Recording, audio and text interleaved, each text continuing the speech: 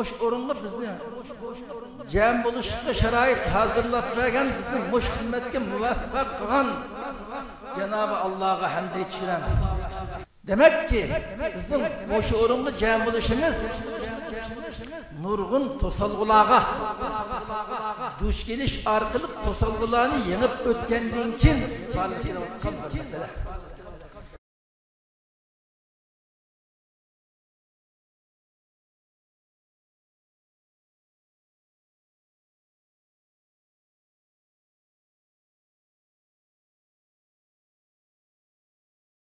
السلام عليكم ورحمة الله وبركاته إن الحمد لله نحمده ونستعينه ونستغفره ونؤمن به ونتوكل عليه ونعوذ بالله من شرور أنفسنا وسيئات أعمالنا من يهده الله فهو المهتد ومن يضلل فلن تجد له وليا مرشدا وأشهد أن لا إله إلا الله وحده لا شريك له وأشهد أن محمدا عبده ورسوله بارلıq kainatın igisi boğan Rabbimiz Allah Subhanahu ve Taala'nı medhileymiz. Allah'tan yardım sorayımız, Allah'tan günahlarımızın keçirilişini sorayımız. Ve nefsimizdeki yamanlık ve şerketlerimizdeki yamanlıktan Allah'tan panah sorayımız. Şunun güvalık birimiz ki bir Allah'tan başka hiç bir ma'bud yok. İbadet kılışıqı tegişlik boğan zat fakat bir Allah. Ve şunun güvalık birimiz ki Muhammed aleyhissalatu vesselam Allah'ın ki bendisi ve Allah'ın en ahirki peygamberi. Muhterem qarindaşlar, bugünkü toxtalmoqchi bo'lgan tema ushur aloqa yoki media va buningki islom bilan bo'lgan bog'lanishi. Biz bir muqaddima shaklda buni tushunmoqchi bo'lsak, hozirga qadar, ya'ni ko'pincha musulmonlarning engida ushur desa, nima keladi desa, g'arb alli tarafdan o'ttirib qo'yilgan xabarlashish vositalari, uskullari degan narsalar keladi. Xuddi bizning islom dinininki, ya'ni musulmonlarningki buning bilan aloqasi yo'qdikidek. Xuddi islom diniga bu sirtdan kirib, musulmonlar buni keyin qabul qilgan bir narsadek qarab qoladigan taraflarimiz bor. Ko'pincha musulmonlarda bu narsa shakllaniglik. Bu bir xil xato qarash. Buni biz to'g'rilashimiz kerak. Chunki uchur, xabar yoki buni media deb olsak, buning boshlanishi g'arb allarininki taraqqiy qilishi bilan yoki gazet jurnallarninki maydonga chiqishi bilan yoki televiziya, hozirgi zamonda bo'lsa internet qatorliq narsalarninki vujudga chiqib, butun insonlarga, butun dunyolarga buning tarixining bilan bog'lanishliq deb qarasak bo'lmaydi. Bu albatta bu uchurninki islom bilan munosabati nima desa, bu payg'ambar alayhissalatu vassalomga kelgan vahiydan boshlanadi.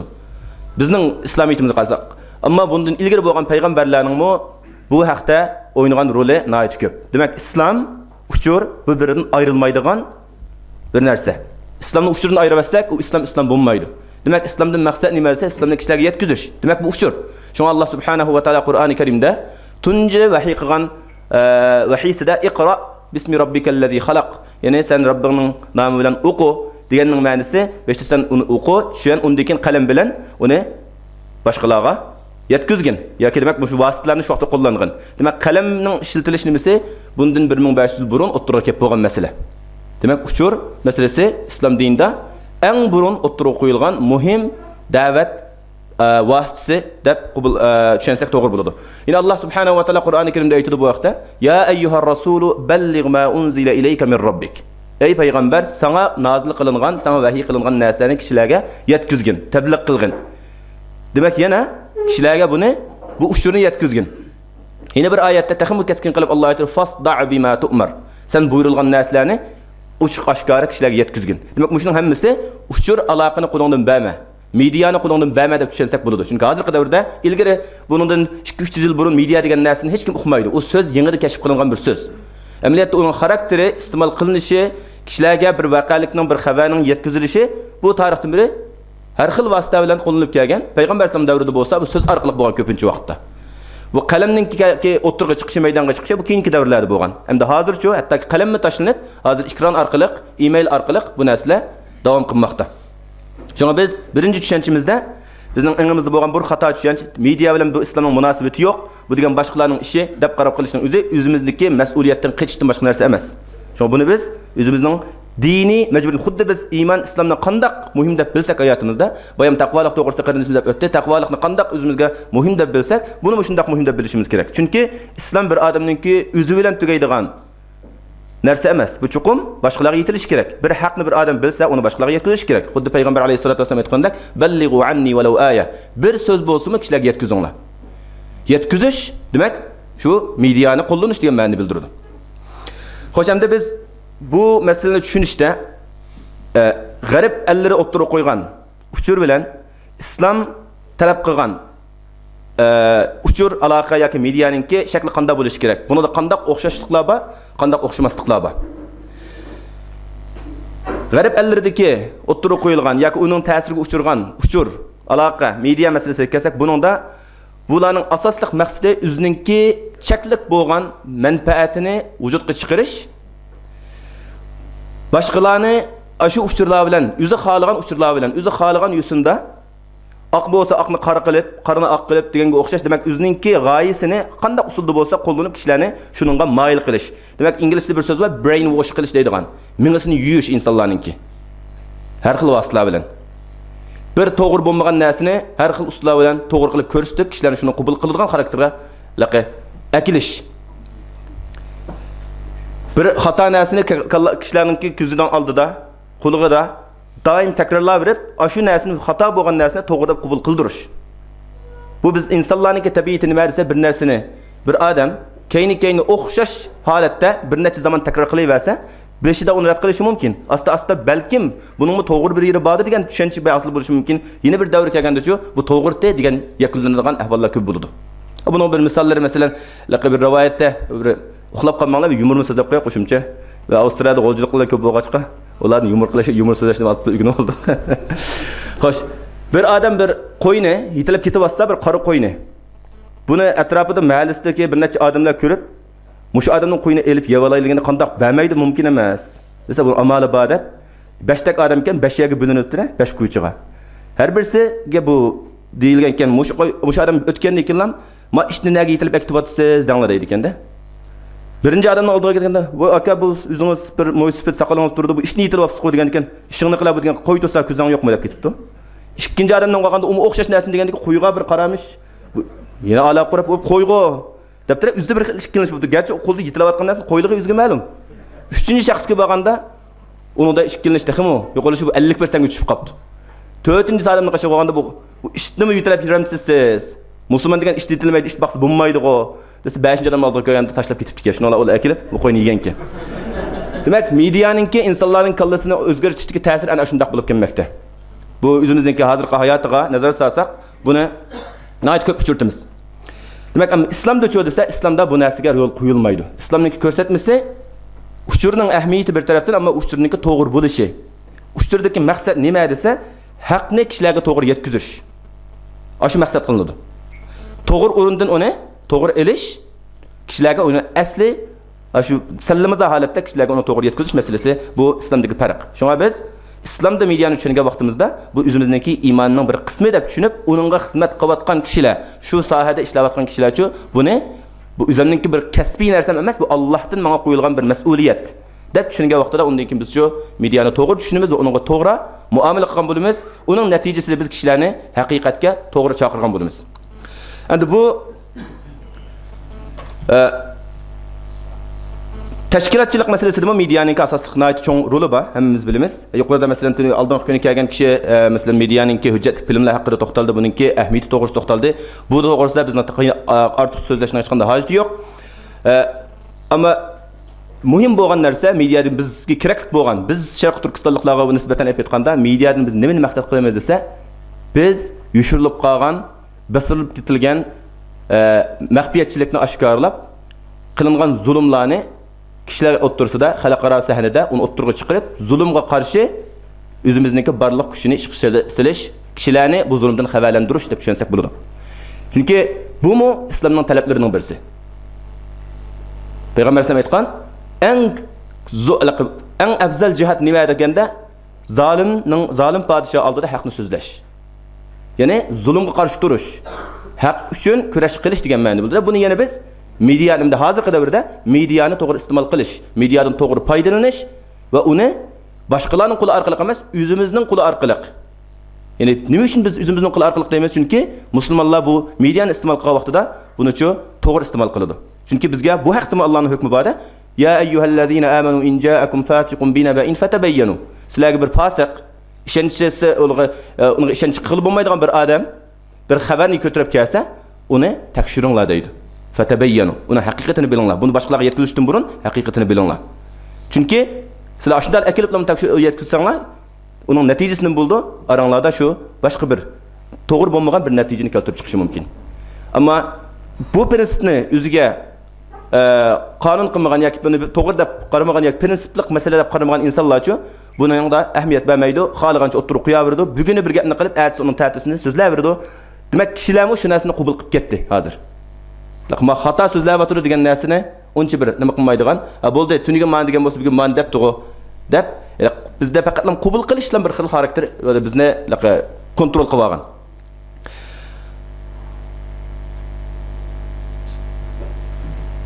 Endi hozirgi zaman ushur va aloqa vositalari kamchilikni tunib yetish masalasi bu bir masala. Yevropani mislini tushunganda yoki g'arb ellerini mislini tushungan vaqtimizda biz bundaki kamchilikni tunish va musulmon ellarida va xususan o'zimizning ichida islom ellarida buni muhokama qilishda bunga kerak bo'ladigan omillarni to'g'ri yakunlash masalasi bak muhim. Bu shuningki talablarining birisi. Ikkinchisi musulmon bo'lgan jurnalistlarningki ya muxbirlarningki yoki shu sohada xizmat qilayotganlarningki islom dunyosiga bir to'g'ri ovoz bo'lib yetilib chiqishi. Ya'ni to'g'ri bir vakil bo'lish masalasi bu bak muhim masala. Demak, buningda xizmat deb qaramaslik. Men buni o'zimning niyat topimni, ishimni, o'zimning oilasini boqaman emas. Bu ikkinchi masala. Lekin buningda men mush so'zim orqali musulmonlarga vakillik qilaman. İslamga vakillik qilma, Sharqi Turkiston xalqiga vakillik qilma degan narsani biz oldin o'rinda qo'ysak, buningda biz ikki foyda topamiz. Yemak ichmakimizmi, rizqimizmi Alloh beradi. Undakincha biz bundan yuqorroq Allohdan buningga ajr olamiz. Oxiratda buning mukofotini Allohdan olamiz. Shunga biz bu nazariyani tushunganda musulmon ummatning hozirgi davrda surayotgan davlatlar va siyosiy tashkilotlarning uchur qo'llanish va ishlatishdan farqli ekanligini biz tushunsak bo'ladi. Bu farqli bir narsa. Go'rcha ism o'xshash bo'lsa-mu, buni iste'mol bundan foydalanish va uni qo'llanish masalasida bir nihoyat chong farq bor. Endi islomdagi mushu masalani asosiy prinsiplari nima desa, bu 5 turlik narsa bor. Biz bugungi mushu munosabat bilan mushu 5 turlik narsani inshaalloh qisqa to'xtalib o'taman. Birinchisi tavhid masalasi. Ikkinchisi amr bil ma'ruf, nahy anil munkar. Üçüncüsü umma meselesi. Dördüncüsü taqvalik, beşincisi amanat. Endi bundan inşallah kısaca bir söz toxtalımız. Birinci mesele tevhid. Tevhidni biz her bir Müslüman bunu düşüngen vaqtida Allah'ni bir deb bilish degan nazariya bilan tushunamiz. To'g'ri. Bu tunji talab. Ama biz aşno'larga kifoyalansak bo'lamdi. Biz buni faqatlam e'tiqod deb qalbimizga bir o'rnatgan la ilaha illalloh degan so'z bilan buningda men faqat bir Alloh uchun qo'nyapman, bir Alloh nizomini egasilab tunayman deb qo'ysak, buningdan to'g'ri bir e'tiqod shakllanadi desa, yo'q undaq emas. Tavhidda talab qilinadigan narsa, buni chunqurlab uning ma'nosiga kirsak, buni to'g'ri tarjima tushungan vaqtimizda tavhid ma'nosi Allohning birligini qabul qilish bir tarafda bo'lsa, yana bir tarafdan Allah subhanahu va taologa o'zimizga taslim qilish, topshirish. Demek Allah buyurgan meselelerini biz Allah bizni talep qilgan asasda buni o'rindash, buni vujudga chiqarishning o'zi bir tavhidning talabi. Undaq bo'lgankan ruhiy jihatda biz Allohni tunishimiz bizningki musulmon bo'lishimizga, ya'ni mukammal musulmon bo'lishimizga kifoya qilmaydi. Buning uchun bizning ijtimoiy hayotimizda, siyosiy sahnalarda va iqtisodiy hayotimizda biz mushu tavhidni mushu hayotimizning hammasiga o'xshash mujassamlashtirishimiz kerak. Masalan, ijtimoiy masalada bo'lganda hammamiz o'xshash Allohning oldida. Hammamiz Alloh yaratgan. Bir-birimizning ustida hech qanday ortiqchiligimiz yo'q. Xuddi Qur'oni Karimda tasvirlangandek, payg'ambar alayhisolatu vasallam tasvirlagan. Agar ortiqchilik bo'lsa, taqvolik asosida bo'ladi. Bo'lmasa bir odamning cho'ng kichikligi, kap chiqishi, so'zlagan tili yoki rangiga qarata bir odamda ortiqchilik bo'lmaydi. Buni hammamiz bilamiz. Siyosiy sahnadami shu? Siyosiy sahnadami baravarlik meselesida, masalan, qonun oldida hamma odam o'xshash. Hamma odamga o'xshash muomala qilinadi. Shunga payg'ambar alayhisolatu vasallamningki bu masalasi o'xshash. Shunga payg'ambar aytgan: "Law anna Fatima bint Muhammad saraqat laqata'tu yadaha." Agar Fatima Muhammadning qizi Fatima sallallohu alayhi vasallam o'g'irlik qilsa, uning qo'li kesiladi. Demak, qonunda baravarlik. Undan keyin iqtisod masalasida tijorat muomaladimi hamma odamningki o'xshash huquqiy ega ekanligi, har bir odamningki egilik huquqi, tijorat qilish huquqi, uy elish, bir narsaga masalan shirkat qurish deymiz, hozirgi bizning tilimizda tijorat qilish, taraqqiy qilish nimasi bilan madam o'xshash barobar. Demak, islomda bu jihatda bir odamning yana bir odamdan hech qanday ortiqchiligi yo'q. Agar birisi boy bo'lib, yana birisi gadoy bo'lib qolsa, boy bo'luvchininki gadoy yoki faqir bo'lgan odamning ustida hech qanday ortiqchiligi yo'q. Buni hammamiz yaxshi bilamiz.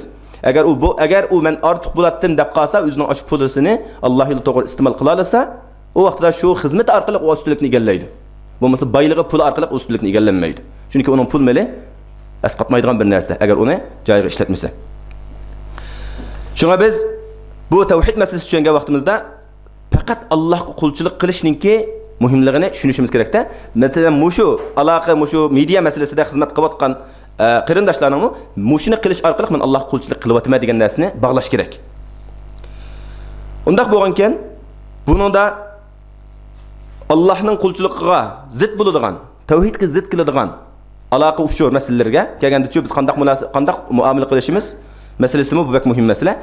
Chunki hozirgi dunyoda o'ttirga chiqayotgan masalalar hammasida kishilarni Allohning qulchiligidan yiroqlashtiradigan media ushur aloqalari bu nihoyat zo'r darajada ta'sir ko'rsatmoqda insonlar. Unda bo'lganki bizning rolimiz nima desa biz mushunga to'g'ri taqobil turish.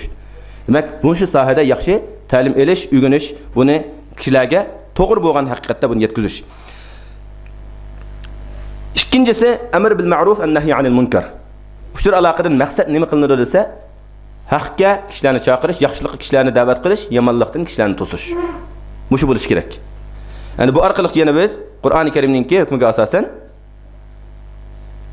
Ud'u ila sabil robbika bil hikmati wal maw'izati al hasana. Siz kishilarni sizning Robbingizning yo'liga hikmat bilan va go'zal axloq bilan va go'zal nasihatlar bilan ularni kishilar Alloh yo'liga chaqiring.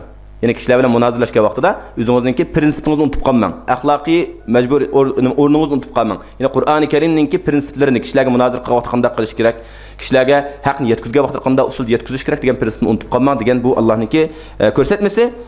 Yana Allah subhanahu wa ta'ala biz ummatni boshqa ummatdan alohida deb ko'rsatishlar kuntum khayra ummatin ukhrijat lin-nas ta'muruna bil ma'ruf va tanhauna 'anil munkar degan chaqirig'i va sizlar ummatlar ichidagi eng yaxshi ummat. Sababi nima? Chunki sizlar yaxshilikqa chaqirsizlar, yomonlikdan kishilarni to'sisizlar va Allohga ishonisizlar. Demak, sizlarning qilgan ish harakatlaringiz hammasi Allohga bo'lgan ishonchinglarningki natijasi. Gerçi buningda amaliyotda tu'minuna billah deb bo'lib, undan keyin ta'muruna bil ma'ruf va tanhauna 'anil munkar kelsa, bizning nazrimizda to'g'ri bo'lgan bu. Lekin Alloh bu yerda yaxshilikqa chaqirish, yomonlikdan to'sish deb bo'lib va tu'minuna billah. Va alan sizlar Allohga iymon aytsizlar. Degan ma'nosi bu qilgan yaxshilik ishi, bu ishlarning hammasi shu iymon bilan munosabatli bo'lmasa, u vaqtida bu bunda chataq chiqadi. O iymon bo'lmaydi degan narsani tushungil bo'ladi. Demak, bundan shu media sohasida biz buni ilib borgan vaqtimizda, buni qabul qilgan vaqtimizda o'zimizningki etik ya'ni axloqiy nimalarni o'lchamni qo'ldan bermasligimiz.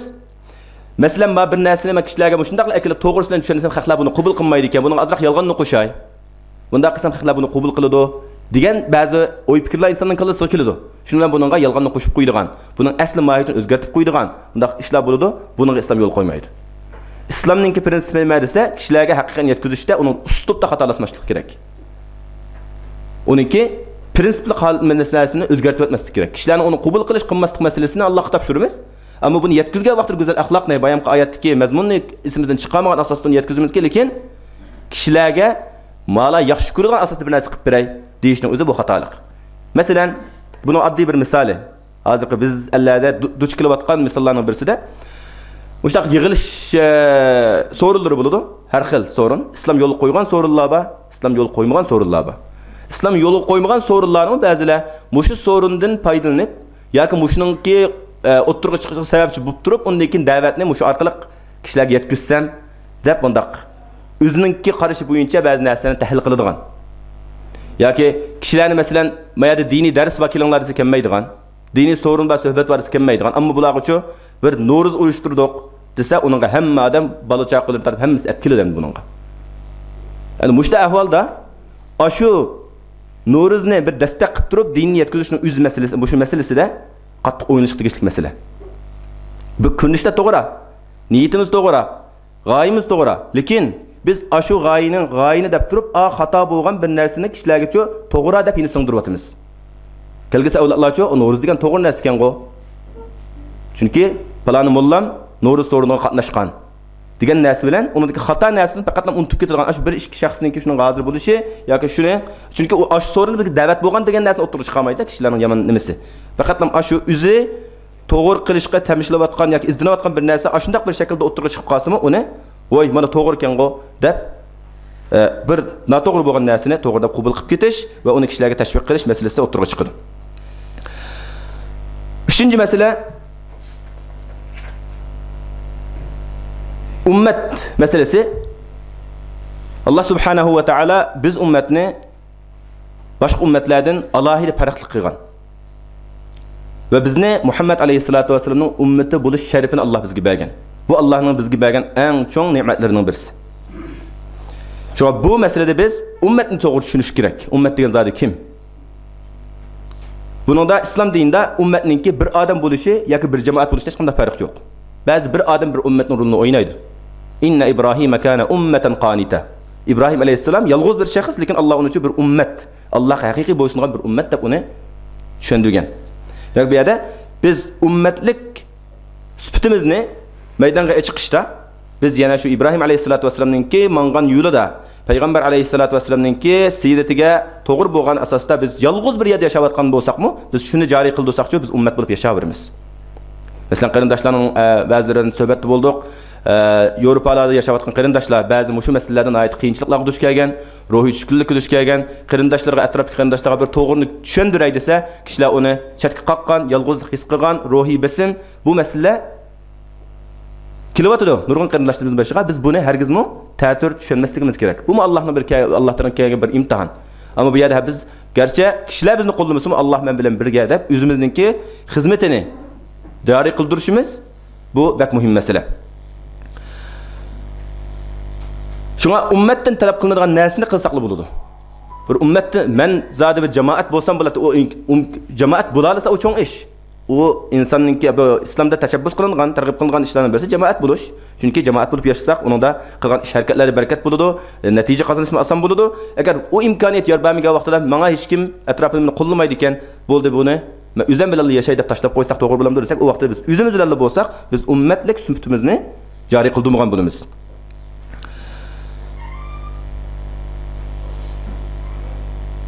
İslamdaki bir konsept, yani ummet buluş yoki bir jamoat bo'lib yashashga bir konsept nima desa,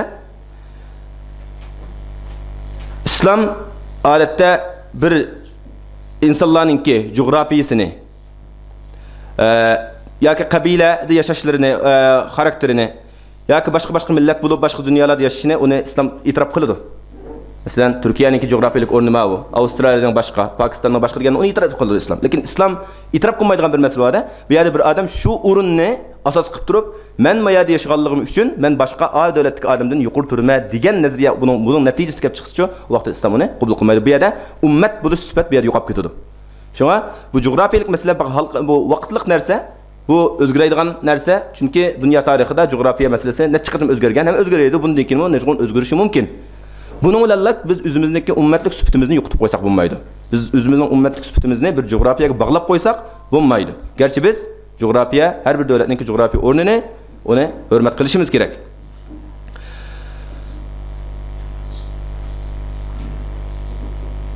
To'rtinchi masala taqvo masalasi. Taqvo masalasida qarindishimiz Karim Qarni aytdi, tafsili to'xtaldi. Yani bu münasebet bilan bu ayrım bir tiyim bo'lg'achqa buni men qisqacha to'xtalmoqchi. Taqvo degan so'zning lug'at ma'nosi aytsak qo'rqish degan ma'nomi chiqadi, saqlanish degan ma'nomi keladi. Endi bu yerda qo'rqish degan ma'no ilib aytsaqmi, ba'zi bir odam bir xatolik qilib qolsa, ittaqillah deb qo'yamiz. Allohdan qo'rqmamsa degan ma'no chiqadi. Allohdan qo'rqqan bo'lsang mana degan gap. Endi bu qo'rqish degan narsani biz to'g'ri tushunishimiz kerak. Hazır aylash, qo'rqish degan narsa bir odam bir narsadan qo'rqqan vaqtda qanday qiladi? Undan qochadi. Bir odam bir ish qo'g'lagan bo'lsa, onun qaçıdı. Herkes bu işin aldığı bağmaydı. Çünkü aldığı bağsa o çişilnedi. Onunki üzge felaket tapıdı. Lekin İslam'daki takvalıkta biz şu korkan zatının aldığı bir işimiz gerek. İslam'daki takvalık ne verirse Allah'tan korkayımız ama şu takvalıkın neticesi de biz Allah tarafı yürüyor. Allah karab atlanımız. Allah'tan kaçıp bu takvalık erişkili olmaydı. Takvalık erişkin ise Allah'a kaytış. Şuna bunun da biz her bir şirketimizde her bir şu sahada biz Allah'ınki chaqirg'ini, Allohning nimasini, buyruqini kishilarga yetkazganimizda, buni faqat Alloh rizosi uchun Allah mendan mush narsani talab qildi, bu mening ustimga qo'yilgan mas'uliyat, buni men ado qilishim kerak. Buni ado qilishda faqat Allah rizosini men asos qilishim kerak degan narsani yakunlash bak muhim masala. Demak, taqvolik masalasi islom mu'minlarninki, ya'ni musulmonlarninki har bir ish harakatida bo'lishi kerak. Namozda emas, mu'minning har bir ish harakatida bo'lishi kerak. Demak, uningki, masalan, hattoki bizning ilmu shu mazmunda boshqalarga xabar yetkazish, xabarni qabul qilish masalalarini hammasida bu narsa aniq ko'rsatib ifodalanishi kerak. Undaq bo'lmaydi ekan, vaqtida biz yana mushu ushur aloqador bo'lgan masalalarda biz o'zimizningki mas'uliyatini to'g'ri ado qilmagan bo'lamiz. Eng oxirgi masala amonat masalasi. Mas'uliyat Allohdan bizga qo'yilgan mas'uliyat. Bu masalani biz o'zimizning ustidagi mas'uliyat, bizning hayotimizdagi ayrildığımız o'zimiz bosh tortib bo'lmaydigan bir muhim mas'uliyat deb qarash bu muhim omillarning birisi. Chunki Alloh subhanahu va taolo insonlarni boshqa maxluqlardan farqli qilishda nima asosida farq qilgan desa, shu amonat masalasida farqli qilgan. Qur'oni Karimda ko'pligimiz bilamiz, inna aradna al-amanata 'ala as-samawati wal-ardi wal-jibali fa abayna an yahmilnaha. Biz bu amonatni osmonlar va zaminga va tog'larga buni tanladik, ammo ular buni qabul qilishdan bosh tortdi. Ular uningki ig'irligini, buningki mas'uliyatning ig'irligini ko'rib, bundan bosh tortdi. Bu yerda ham bosh tortish haddi bormi? Undaq emas, lekin chunki buni Alloh ixtiyorga qo'yganda. Ammo inson kelganda inson buni qabul qilgan. Bir tarafdan qabul qilganligidan uning sharafli hammadan ashraful maxluqat darajasiga erishgan, yana bir tarafdan Alloh innahu kana zaluman jahula deydi. Chunki u o'ziga zulm qilgan. Chunki bu mas'uliyatni ado qilish masalasi oddiy masala emas, qiyin masala. Shunga bu ishni qilishda Allohningki bizga bergan mush omonatini, buni biz uchun bergan bir sharaf deb tushunib, yana bir tarafdan buningki huddusdan to'g'ri chiqish masalasi. Undaq bo'lgankan, bu mas'uliyatni kim qila oladi? Har bir odam voy menga berilgan narsa ekan deb qo'yilish kerakmi? Yoki buningda ma'lum shaxslar buningga atlangan bo'lishi shartmi? Bu har bir narsa islom dinining ko'rsatmasi bo'yicha o'sha insonning iqtidoriga qarata belgilanadi. Masalan, bir odam 10 kilo bir narsa ko'tara olsa, unga 15 kilo narsani atib qo'yish islomda ruxsat qilinmaydi. Bir odamga o'shaningki iqtidori, istitoati, qudrati ichida uningga narsa yukunadi. Amma shu qudrati bor odamchi, bir narsa qilish qudrati bor odam, yo'q men buni qilmaydim deb o'zini undan shartga qiqish, u mas'uliyatdan qochish bu to'g'ri emas. Qudrati yetmagan odamga o'zri bor, ammo qudrati yetgan odam buni qilish majburiyati bor. Bundan bosh tortib bo'lmaydi. Agar qilmasa Allohning oldida bu so'roq bo'ladigan gap. Mushu 5 prinsipni har qanday shaklda, u faqat bir tashkilotning emas, bir davlatdimi? Mushu 5 prinsipga amal qilinsa, u davlatda media to'g'ri o'zining rolini joriy qiladigan bo'lib, kishilarga to'g'ri ma'lumot, hamma sohada kishilarga yetarlik bo'lgan narsalarni, ushur aloqalardan kishilarni ta'minlagili bo'ladi. Endi bizga bir necha nuqtalar bor bu yerda. Biz musulmonlarningki xarakteri hozir nima bo'ladi desa, 99% musulmonlar, hozir dunyodagi musulmonlar ushur qabul qiluvchilar qatoriga kirib qolgan. Boshqalar ushur beruvchilar emas. Aslida bizning majburiyatimiz boshqalar ushurlarni ta'minlash majburiyatimiz bor. Amaliyat qanday bo'layotdi desa, ushurni biz qabul qilamiz, ta'minlashimiz bak ojiz. Endi ushur qanday yerdan kelyapti desa, o'sha ojiz, asos bo'lmagan. Ashta o'rinlardan keladi. Endi uningga biz bayon qildik, kunda takrar deyilaversa, undan ta'sirlanib, uningga xato baho beradigan yoki uni ashularni degan bo'yicha tushunadigan ahvollar bu shakllanadi. Shunga biz bu sohada qattiq o'yinlash, biz buni o'zgartirish kerak. Chunki Alloh subhanahu va taolo bu masalani bizga topshirgan. Bu xizmatni bizga topshirgan ekan, albatta biz buningga biz ega chiqishimiz kerak, buning mas'uliyatini biz ustimizga olishimiz kerak. Yana ushurni nima qilishda, qabul shu kishilarga ta'minlashda biz buni o'zimizningki to'g'ri bo'lgan prinsipiga, to'g'ri bo'lgan narsalar orqali uni qabul qilish. Payg'ambar alayhisolatu vasallam hattoki o'zining sahobalari ichida boshqa tarafdan kelgan ushurlarni qabul qiluvchilarni ayblagan. Bir kunisi Umar roziyallohu anhu qo'lida bir parcha Tavratningki bir sahifasini, bir rivoyat Injilniki bir sahifasini ko'rib, o'qiyotganini ko'rib, bu nima deganda, bu Tavratdan bir sahifa ekan, shuni qarab o'tmaganda Payg'ambar alayhisolatu vasallam qattiq xafa bo'lgan. Haqiqiy ushur hamda bizcha esa hozir qanimda. Haqiqiy ushur men orqali kelyapsa, haqni men sizlarga da'vatsam, aranglarda men yashayapsam, sizlarga nima bo'ldi endi boshqa bir odamlarningki, boshqa bir narsalar kishilarningki ushuridan sizlar o'zinglarni mushu orqali o'zinglarga boshqa bir yaxshilikni izlanyapsizlar. Demak, bu yerda Umar roziyallohu anhuning iymoniga payg'ambar shak qilgani yo'q. Buni o'qishlar bu mu'minlikdan chiqib ketadi degani yo'q. yoki ilgirki dindagi so'zlarning hammasi xato deganimi yo'q. Chunki masalan haddisu an bani Isroil va la haraj degan payg'ambar sollallohu alayhi vasallam aytgan, masalan bani Isroil haqida so'z qilsanglar, ularning haqida ushur ma'lumot olsanglar bo'ladi, hech qisi yo'q. Ammo uni yolg'onmi demanglar, rasmi demanglar degan. Ammo biz haqiqiy ushur masalasiga kelganda, to'g'ri nimani vahiyni tushunish, haqiqatni tushunishga kelgan vaqtda bizga eng to'g'ri bo'lgan haqiqat qaysi? Qur'oni Karim payg'ambarimizning sunnati. U bayada biz boshqa bir narsaga din biz o'zimizga bir chiqish yo'li izlash bu xato. Demak, biz o'zimiz uchun bo'lgan chiqish yo'lini Qur'oni Karimdan payg'ambar alayhisolatu vasallamning sunnatiga erishimiz kerak. Demak, bu yerda yana uchur berish bilan uchur elishninki farqini tushunib olsak bo'ladi. Albatta, uchur berguchi yuqorida turadi. Uchur qabul qiluvchi tuvanda turadi. Bu insonlar o'rtasidagi farqni belgilaydigan bir narsa-da. Odatda bir sadaqa masalasini payg'ambar sollallohu alayhi vasallam aytgan, yuqoridagi qo'l tuvandagi qo'ldan yaxshi degan. Chunki berguchi albatta ustunlikni egallaydi. Qabul qiluvchi o'tvanlikni egallaydi. Shunga uchurdimichu boshqalarning bergan uchurni qilsak, biz ulardan tuvan turib qolgan bo'lamiz. Islomda al-islamu ya'lu va la yu'la alayh. Islom har vaqt ustunlikni egallashi kerak. Ustunlikni egallash quruq da'vo bilan emas, quruq gap so'z bilan emas, ish harakat bilan. Demak, shu yuqorida deyilgan 5 prinsip masalasi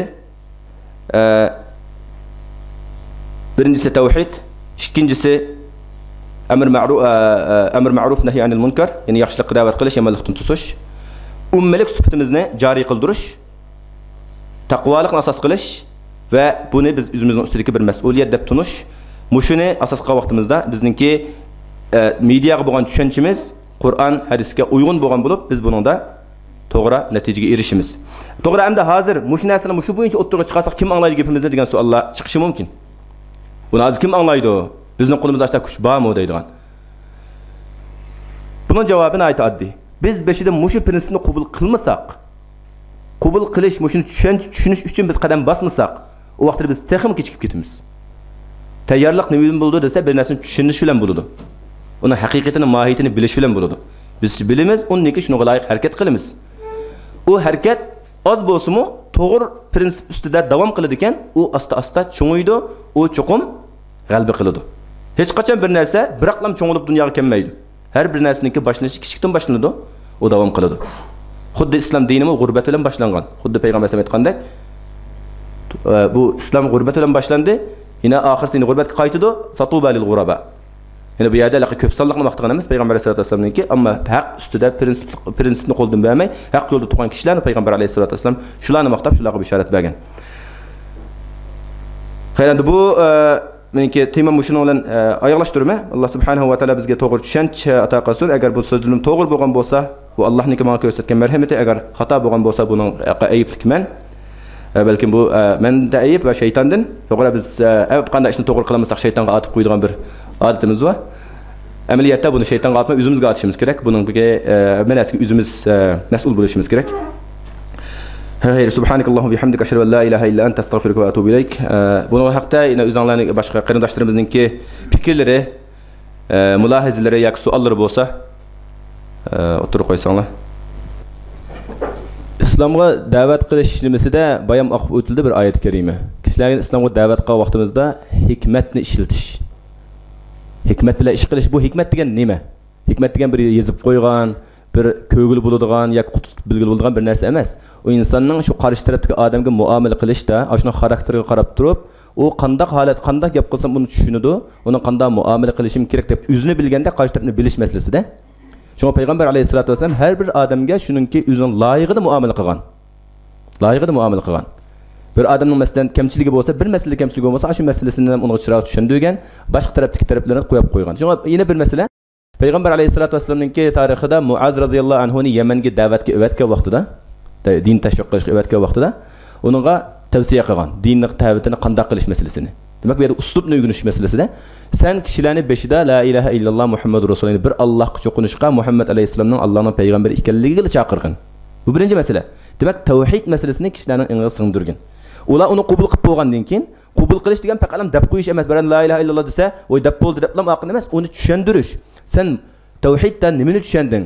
Alloh bir deb tushungan ekansa, o vaqtida Allohning qudratini tushunsa, Allohning kimligini tushunsa, undaq bo'lgankan sen shu bir Allohga qulchilik qilishni tushunishing kerak. Birodar, men Allohga qul bo'ldim degan vaqtda undan keyin Alloh tarafdan kelgan har qanday hukmni qabul qiladi. Ammo ash qulchilikni to'g'ri tushunmay turib, eg'izda la ilaha illalloh deb qo'ysa, undan bir narsa taraf qilolmaydi. Şuna 5'te tavhidni undan keyin uni tushunib bo'lganda, uni qabul qilib bo'lganda namoz o'qishni, kunda 5 vaqt namoz o'qishni ularga o'rgatgan degan.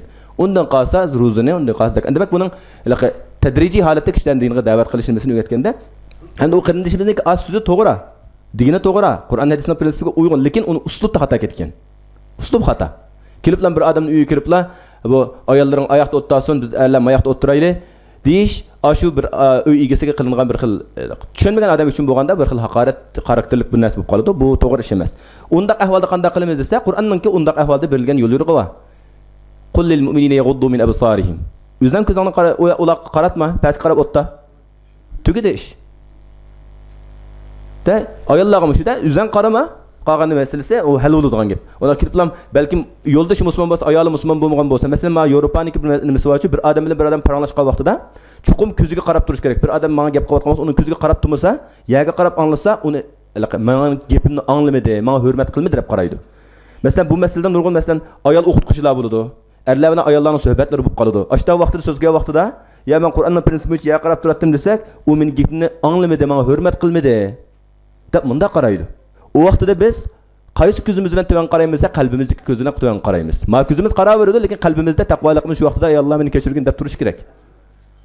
Chunki fa innaha la ta'mal absar walakin ta'mal qulubul lati fis sudur. Haqiqiy ko'z insonning qalbidagi ko'z. Mushada taqvolik bo'ladigan bunda vaqtda buni ishlatamiz.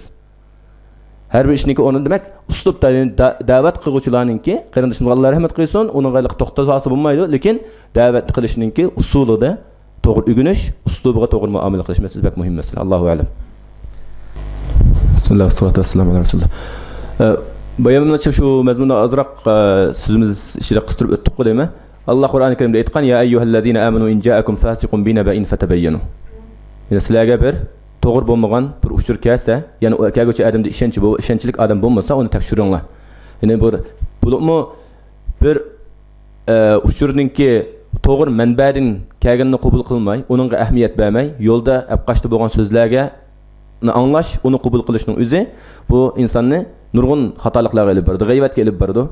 Boshqalarning xarakteri, boshqalarning izzat obro'ga tajovuz qilishga olib boradi, tuhmatga olib boradi. Bu islomda cheklangan narsalarda. Endi bu islomdagi media masalasida biz buni bayon degandek, buni o'zimizning bir iymonning bir qismi deb tushunadigan vaqtimizda biz uningga bo'lgan muomalamiz to'g'ri bo'ldi. Kishilarga nima uchun ba'zi qarindoshlar mushta qaraydi, ba'zi musulmonlar bu mediaga ishonmasak bo'ladi deb qaraydi desa, chunki biz doim qabul qiluvchi bo'lib kelganligimiz uchun. Chunki buni boshqalar bizning qalbimizga singdirgan. Agar musulmonlar bir daraja taraqqiy qilib, boshqalarga uchur yetkazguchi darajada bu nimani rolni, bu mas'uliyatni qo'liga olgan vaqtida, lekin ashularni u narsalarni to'g'ri tushunishi mumkin, Allohu a'lam. Endi bu yerda shularga bu masalani to'g'ri yetkazish masalasi bir taraf bo'lsa, ikkinchi tarafdan shu islom mediasininki orqada qilib qilishi yana bir masalasida. Buni hattoki musulmon ellardimi islom mediasi ko'pincha vaqtda oladigan manba nadan bo'ladi desa, shu West, ya'ni g'arbninki nimasini asos qiladi. Ko'pincha ahvollarda.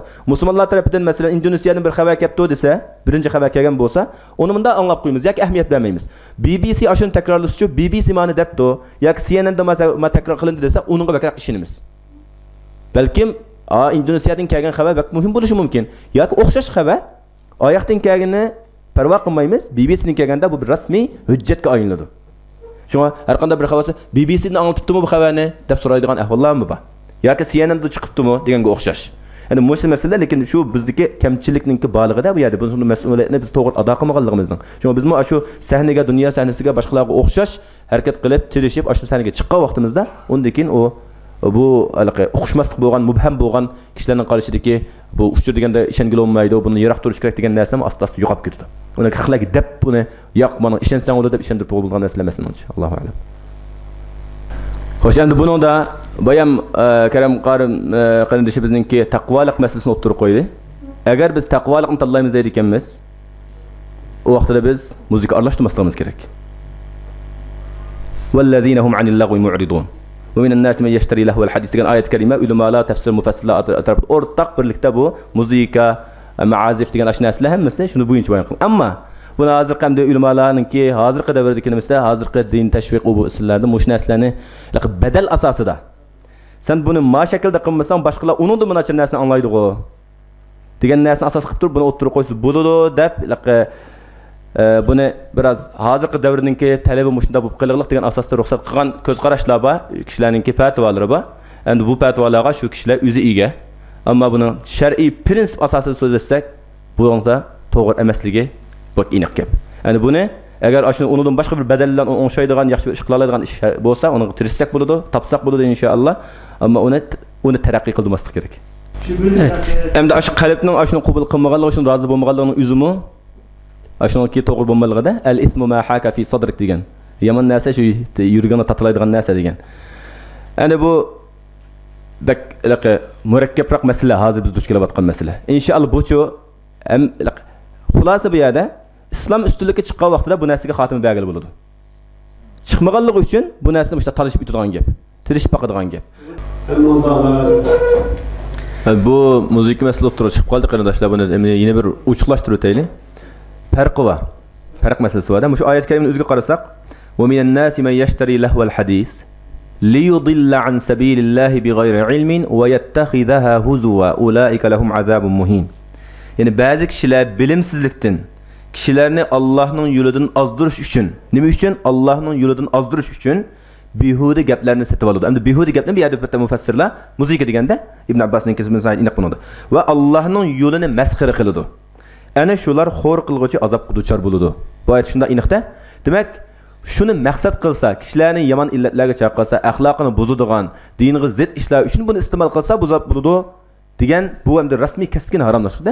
Ma hozirgi endi bizning qarindishimiz so'rgan nimasi, hozirgi dunyo talabi u bu nimasida bu endi bunun qutulg'ili bo'lmaydigan bir darajada. Buni o'zimiz qalbimiz uni taskin topmaydi, xotirjam emas. Lekin bu shundaq bir talab bo'lib qoldi hozir zamon sharoitiniki.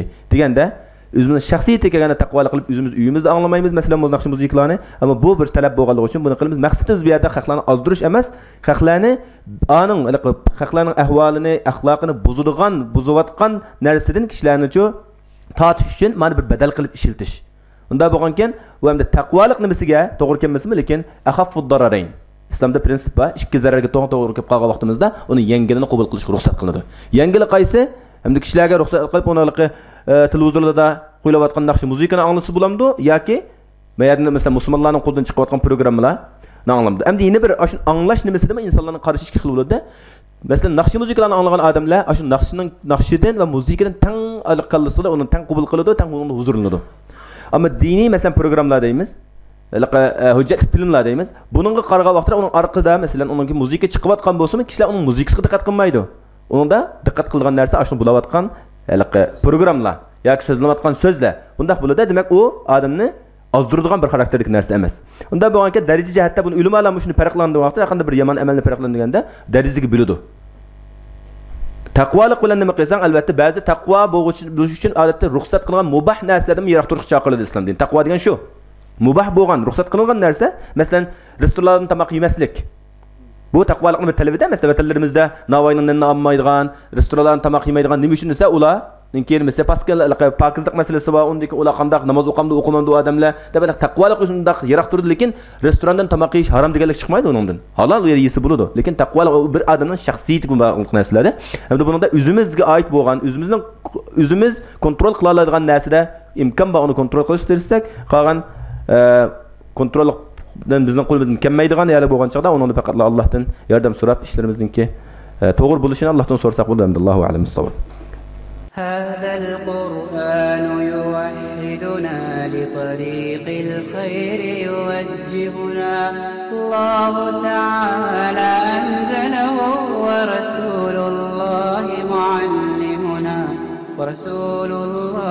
معلمنا هذا القرآن يوحدنا لطريق الخير يوجهنا الله تعالى أنزله ورسول الله معلمنا هذا القرآن هو الهادي لأوائلنا وأواخرنا يدعو للعلم وللعمل لا شيء سواه يهذبنا هذا القرآن هو الهادي